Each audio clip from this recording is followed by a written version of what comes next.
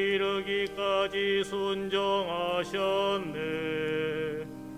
하느님은 그분을 드높이 올리시고 모든 이름 위에 뛰어난 이름을 주셨네. 그리스도인 찬미와 영광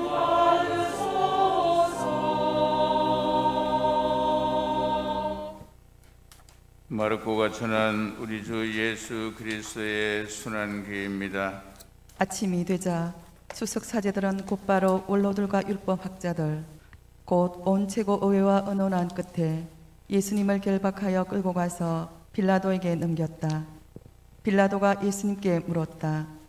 당신이 유다인들의 임금이요? 예수님께서 대답하셨다. 내가 그렇게 말하고 있다. 그러자 수석 사제들이 여러 가지로 예수님을 고소하였다. 빌라도가 다시 예수님께 물었다. 당신은 아무 대답도 하지 않소. 보시오, 저들이 당신을 갖가지로 고소하고 있지 않소. 예수님께서는 더 이상 아무 대답도 하지 않으셨다. 그래서 빌라도는 이상하게 여겼다.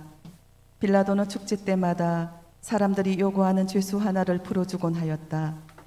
마침 바라바라고 하는 사람이 반란 때 살인을 저지른 반란군들과 함께 감옥에 있었다. 그래서 군중은 올라가 자기들에게 해오던 대로 해달라고 요청하기 시작하였다. 빌라도가 그들에게 물었다. 유다인들의 임금을 풀어주기를 바라는 것이요? 빌라도는 수석 사제들이 예수님을 시기하여 자기에게 넘겼음을 알고 있었던 것이다. 그러나 수석 사제들은 군중을 부추겨 그분이 아니라 바라바를 풀어달라고 청하게 하였다. 빌라도가 다시 군중에게 물었다. 그러면 여러분이 유다인들의 임금이라고 부르는 이 사람은 어떻게 하기를 바라는 것이요? 그러자 군중은 거듭 소리 질렀다. 빌라도가 그들에게 물었다. 도대체 그가 무슨 나쁜 짓을 하였단 말이요? 군중은 더욱 큰 소리로 외쳤다. 그리하여 빌라도는 군중을 만족시키려고 바라바를 풀어주고 예수님을 채찍질하게 한 다음 십자가에 못 박으라고 넘겨주었다. 군사들은 예수님을 뜰 안으로 끌고 갔다. 그곳은 총독관저였다. 그들은 온 부대를 집합시킨 다음 그분께 자주색 옷을 입히고 가시관을 엮어 머리에 씌우고서는 이렇게 말하며 인사하기 시작하였다. 유다인들의 임금님, 만세! 또 갈대로 그분의 머리를 때리고 침을 뱉고서는 무릎을 꿇고 엎드려 예수님께 절하였다. 그렇게 예수님을 조롱하고 나서 자주색 옷을 벗기고 그분의 겉옷을 입혔다. 그리고 예수님을 십자가에 못 박으러 끌고 나갔다. 그들은 지나가는 어떤 사람에게 강제로 예수님의 십자가를 지게 하였다. 그는 키리네 사람 시몬으로서 알렉산드로스와 루포스의 아버지였는데 시골에서 올라오는 길이었다. 그들은 예수님을 골고타라는 곳으로 데리고 갔다. 이는 번역하면 해골터라는 뜻이다. 그들이 모략을 탄 포도주를 예수님께 건넸지만 그분께서는 받지 않으셨다. 그들은 예수님을 십자가에 못 박았다. 그러고 나서 그분의 겉옷을 나누어 가졌는데 누가 무엇을 차지할지 제비를 뽑아 결정하였다. 그들이 예수님을 십자가에 못 박은 때는 아침 9시였다. 그분의 제명표에는 유다인들의 임금이라고 써여 있었다. 그들은 예수님과 함께 강도들을 십자가에 못 박았는데 하나는 오른쪽에 다른 하나는 왼쪽에 못 박았다. 지나가는 자들이 머리를 흔들며 그분을 이렇게 모독하였다.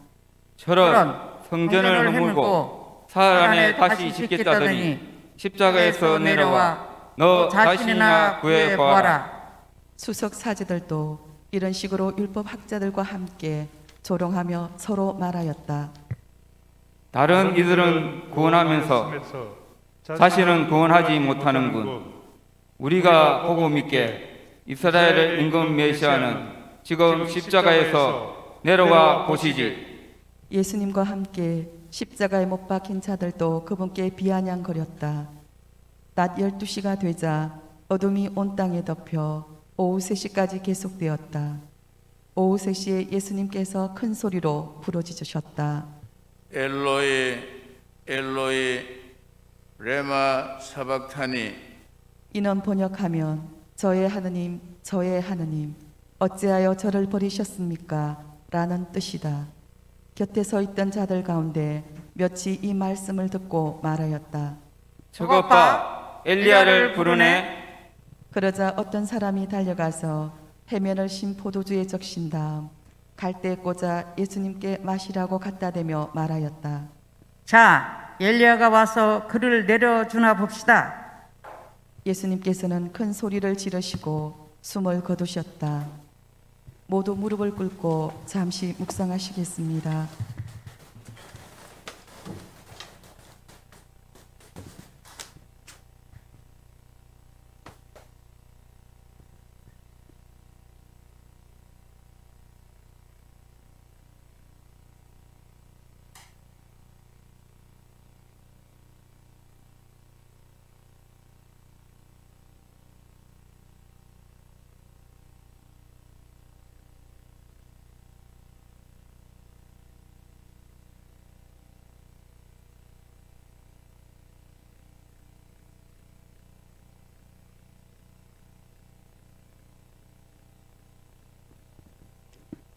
모두 일어서십시오.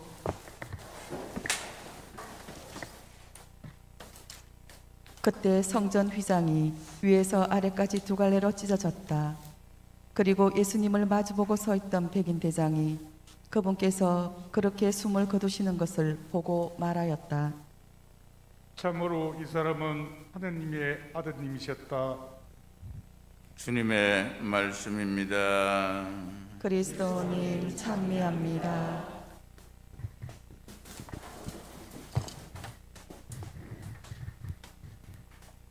참매 예수님, 한 주간 동안 안녕히들 지내셨습니까? 이마에 죄를 얻는 죄의 수요일을 시작으로 사순절이 시작이 되었습니다. 이제 그 막바지인 성주간 첫째 날을 맞이하고 있습니다. 이 성주간 동안 우리가 막바지 사순절을 잘 지내서 참으로 기쁜 부활, 희망의 부활을 맞이할 수 있었으면 좋겠습니다. 오늘은 성주간의 첫째 날로서 주님 순환 성지주일이라고 부릅니다.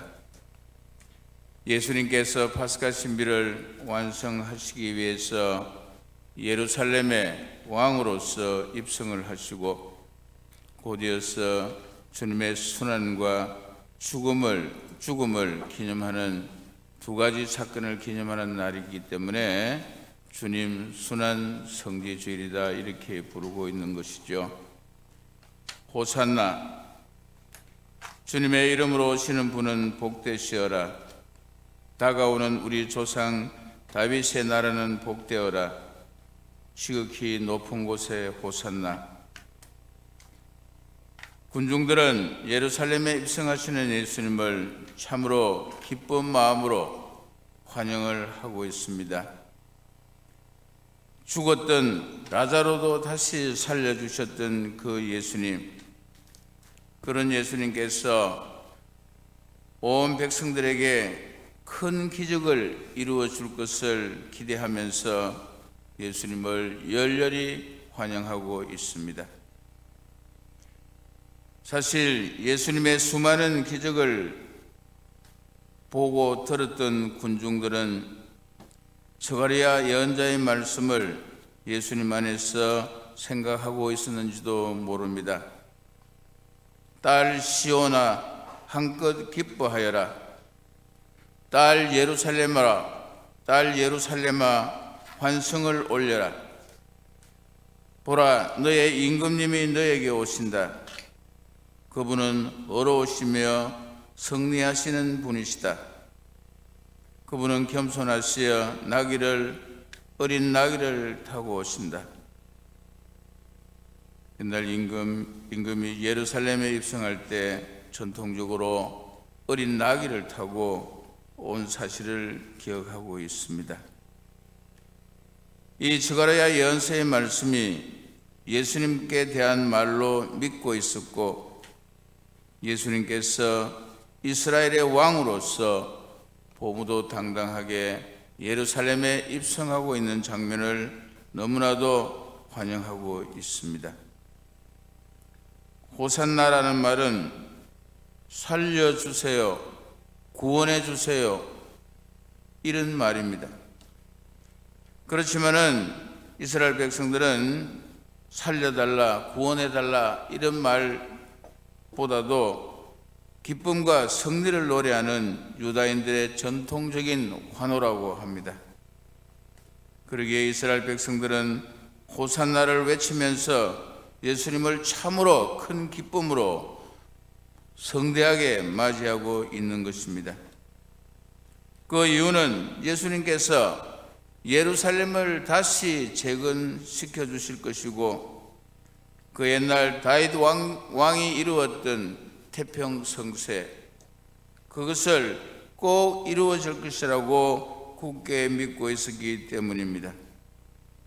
예수님께서는 그들에게 희망 그 자체였습니다. 그렇기 때문에 오늘 예루살렘에 입성하시는 예수님은 백성들로부터 상상을 초월하는 환영을 받고 있는 겁니다. 우리가 이 손에 종려 가지를 드는 이유도 예수님께서 먼지 나는 길을 편안하게 오도록 하기 위해서 길에다 나무 가지를 꺾어다 깔았고, 또 심지어는 자기 겉옷을 벗어서 그 길에 깔아줌으로써 임금의 행차에 조금이라도 편안하게 하고 있는 그런 모습인 것이죠. 이렇게 엄청나게 예수님을 환호하고 환영하고 있습니다. 그러나 그것은 참으로 잠시뿐이었습니다. 그렇게 예수님을 열렬히 환호하던 군중은 대사제들과 율법학자들과 바리사이 이런 사람들이 선동을 함으로써 180도 얼굴을 돌리고 있는 것입니다.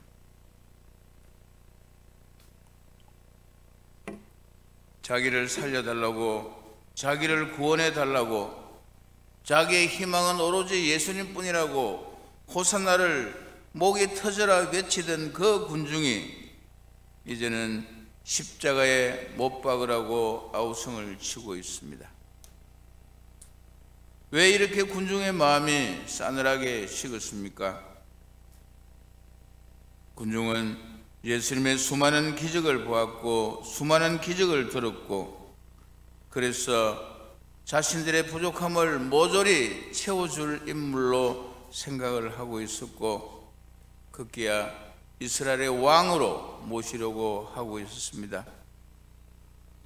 그러나 그처럼 많은 능력을 가지고 있다고 생각했던 그 예수님께서 정치 지도자들과 종교 지도자들의 권력과 무력 앞에서 너무나도 무기력해 보입니다. 아무것도 해줄 수 있는 능력이 없어 보이는 존재로 전락을 하고 맙니다. 예수님께서 십자가에 매달려 돌아가시는 모습을 보면서 군중은 너무나도 실망했습니다. 사실 신명기에는 나무에 매달린 사람은 하느님의 저주를 받은 자라고 규정되어 있는 것처럼 하느님의 저주를 받고 하느님으로부터 등돌림을 당한 실패한 인간 예수를 십자가의 죽음에서 보았기 때문에 그들의 모든 마음이 되돌아설 수밖에 없었습니다. 유다 이스카리옷은 예수님을 팔아넘겼고 나머지 11 제자들은 모두 도망을 쳤습니다. 베드로 사도도 예수님을 모른다고 하면서 자기가 하는 말이 거짓말이면서도 불구하고 내가 하는 말이 거짓말이라면 천벌이라도 받겠다고 거짓 맹세까지 하고 있습니다. 군중과 제자들이 이처럼 왜 변화된 큰 모습을 보여주고 있습니까? 그들의 공통점은 하나같이 예수님으로부터 자기들이 기대하는 무엇인가를 얻고자 했던 것입니다. 군중은 예수님을 통해서 다윗 왕 때처럼 다른 국가를 지배하고 하나님을 섬기는 튼튼한 국가의 재건을 고대했고, 그래서 로마의 식민지를 벗어나서 그들만의 통일된 나라, 평화의 나라를 희망하고 있었던 것입니다. 그렇지만 예수님을 반대하던 사람들에 의해서 무기력하게 잡혀 계신 예수님을 보고 군중은 실망하고 급기야 분노까지 하게 됩니다. 사실 복음서 여러 곳에서 예수님을 따르던 12 제자들도 예수님이 이스라엘의 왕이 된다면은 한 자리를 차지하려고 서로 자리 다툼을 하곤 했습니다. 예수님이 왕이 되어 자신들이 한 자리를 차지하면 많은 권력을 질 수 있고 많은 돈을 챙길 수 있고 자기들이 원하는 모든 것들을 가질 수 있었는데, 이 희망이 사라지자 예수님을 떠나고 있습니다. 그들의 요구를 충족시켜주지 못하는 예수님은 메시아가 아니라고 생각하고 구세주가 아니라고 생각하고 미련 없이 예수님을 등지고 말았습니다. 형제자매 여러분, 그 옛날 이스라엘 백성들의 삶의 모습이 우스꽝스럽게 보입니까? 아마 어쩌면 우리 자신들의 모습인지도 모릅니다. 우리가 세례를 받거나 견진을 받거나 피정을 통해서 또는 성령 기도회를 통해서 새로운 신심이 생겼을 때 구세주 그리스도 그분만이 우리의 주인이고 모든 것이라고, 모든 것을 바치겠다고 한 것은 잠시이고 세속으로 돌아가서는 금방 그런 다짐을 잊어버리고 살아가고, 어쩌면 그 옛날 이스라엘 백성들처럼 예수님을 십자가에 못 박으라고 큰 소리를 외치고 있는지도 모릅니다. 우리들도 실상 신앙생활을 하면서 예수님께 이것 해달라 저것 해달라 청혼 기도를 바치는 것은 좋은 일입니다. 왜? 그분이 우리의 아버지이기 때문에 나에게 필요한 것을 달라고 청해야 합니다. 건강이 좋지 않으신 분은 건강하게 해달라고, 가난하신 분들은 돈을 달라고, 성진을 시켜달라고, 입학을 시켜달라고, 자기 필요한 모든 것들을 얘기를 해야 되죠. 그러나 내가 신앙생활하는 이유가 내가 원하는 그것만을 위해서 그것만을 채워주기를 바라면서 신앙생활을 한다면은 그 옛날 이스라엘 백성들처럼 기대가 충족되지 않았을 때 예수님을 헌시짝처럼 버릴 수 있게 되는 것입니다. 형제자매 여러분, 성중환을 지내면서 오늘 이 첫째 날에 나는 그동안 하나님께 받은 은혜에 대해서 감사드리고